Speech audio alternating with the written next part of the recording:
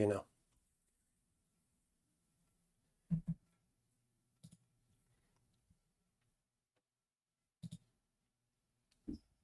And welcome. All right, this video is to help promote the book that I just made, the Stafford Gambit. It is not my Gambit, it is Eric Rosen's Gambit. I just made a book about it, no big deal. And this book is essentially all the games that I have in this study right here in front of you. This study will be linked in the description to the YouTube video. And we'll start with an introduction. Didn't I write something about the Stafford Gambit? Well, it started with Harry Howard Staunton. Okay, no, we're just doing the introduction now. All right. E4, King's Pawn opening, rated by Stockfish as the strongest opening move for white, followed by E5, the King's Pawn game, rated by Stockfish as the strongest reply to 1E4. Knight F3,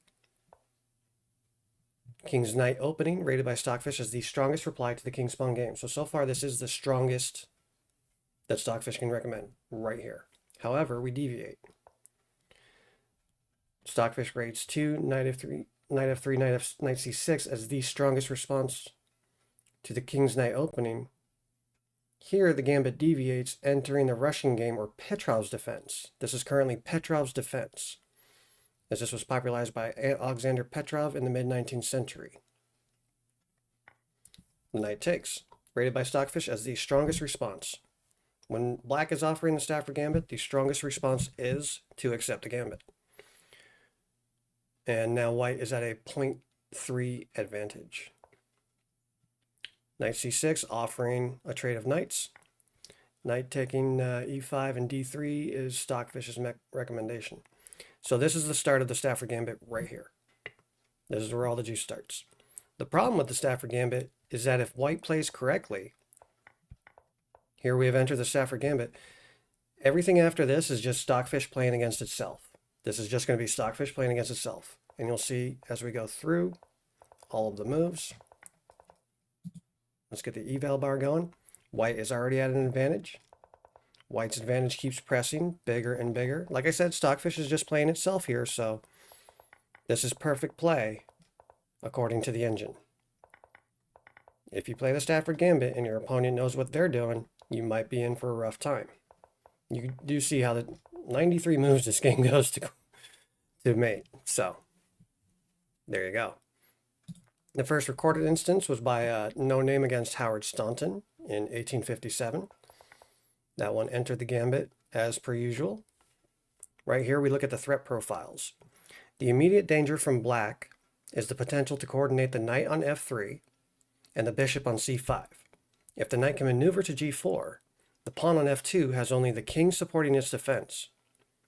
This leaves a possible fork if the knight takes F2, threatening the queen on D1 and winning the rook on H1.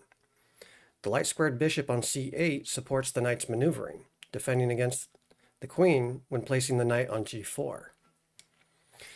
And we continue with Staunton's game. Here, white replied with bishop to E2. Howard Staunton replied, bringing up the pawn to help support this square. White responds, taking that square away from black, but black continues the attack with bringing in the queen. Centralize the queen and move. Rook defends the square, no big deal. Staunton brought out the bishop. And now we have a bit of a threat profile. Staunton backed up the queen. Attack on the knight. Knight shuffles. Best move. Attack on the bishop. Bishop backs up. Now, Stockfish does say to throw your bishop here, centralize it. But at the same time, when this bishop gets attacked later in the game, you have the potential for a pawn cube. And I have found that a pawn cube has a big ability to promote. When you've got two pawns on top of two pawns, it seems like double pawns is going to be a weakness. They're actually like a little inchworm that just moves towards the edge of the board.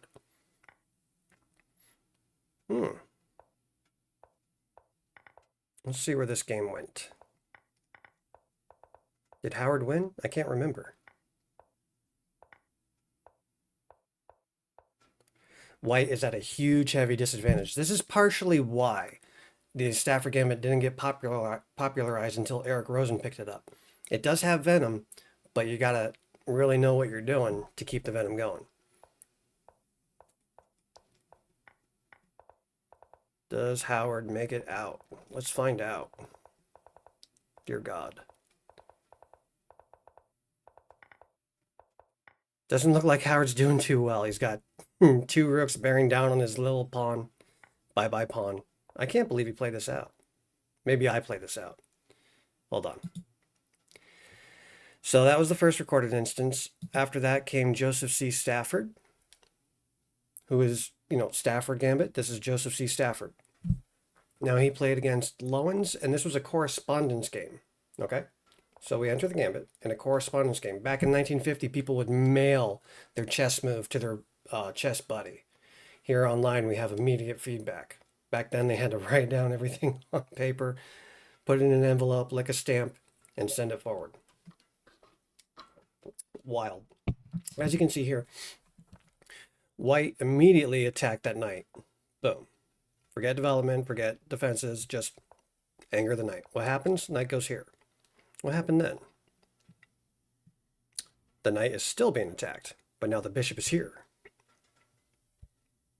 Oddly enough, here, White resigned due to the threat profile against the queen.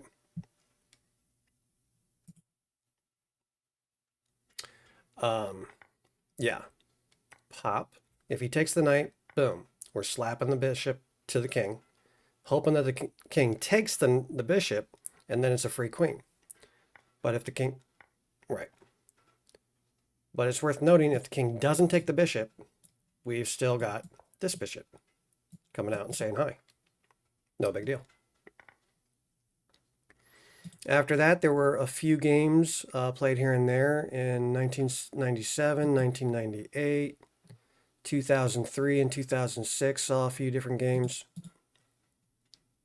But it really picked up when Eric Rosen featured it on his chess stream. International Master Eric Rosen knows what he's doing, and this is apparently his first Stafford Gambit that I've banked on the study. We enter the Stafford. And what happens next? He brings out the knight, yeah. So we've got an attack profile on f2. King's the only defender. We've got two attackers. Best move here is for bringing the bishop out to go ahead and blunt that bishop. Best response to that, taken with the knight. Now black has the bishop pair. Down a pawn, but up the bishop pair, and you'll notice on the eval bar, black is already at a disadvantage, or at an advantage, excuse me. Taking back the pawn, the bishop just dominates. The king cannot castle. This is the move that usually happens. And then you can just back him up a little bit. You're threatening a knight to double the pawns, maybe.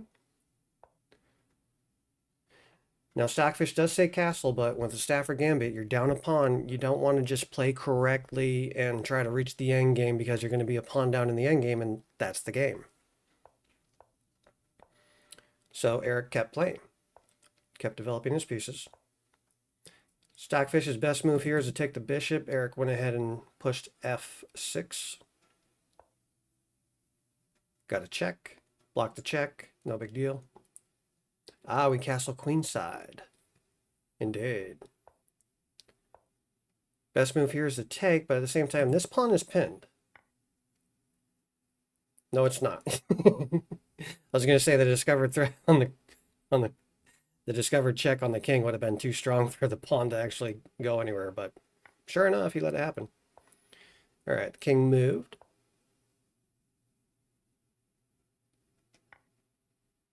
Bishop takes. Rook takes back. Threat on the queen. Queen tucks. Continue the attack on the queen. Queen tucks again. Check the king. Knight comes out. Check the king again. Nope. Eric doubled the queen and rook. We've got rook on the other defense. King to b1 for safety. b8 as it were, excuse me. We take. And now we've got quite a profile. Alekine's gun, I believe this is called. When you got the rook and the queen in the middle.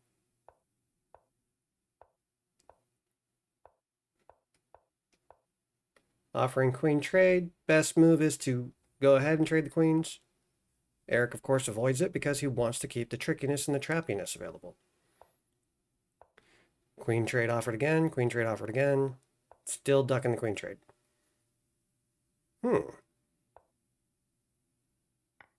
Tick, tick, tick. No tick. Okay. Does it check? No. Oddly enough, the check was stronger than taking the queen, but humans, we take the queen. We take the queen every time. When we don't take the queen, that's when you know something's a little weird. And mate. No big deal. The traps that he involved are here, here. Or he had a second game against Grand Panda, but he had a series of traps here, here, and here.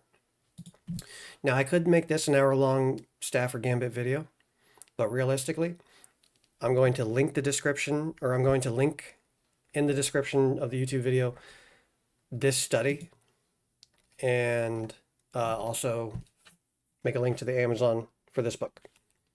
So, and I'm also going to link Eric Rosen's videos because he is the master. He did revitalize his Gambit. It is his Gambit. And that's all I have. Good luck and have fun. Thank you.